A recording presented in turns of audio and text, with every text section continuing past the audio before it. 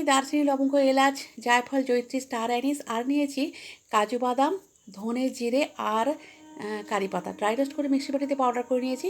পেঁয়াজটা প্রথমে ভালো করে ভেজে নিচ্ছি, তারপর আলুটাও দিয়ে দিয়েছি, পেঁয়াজের সঙ্গে ভালো করে ভেজে নিচ্ছি।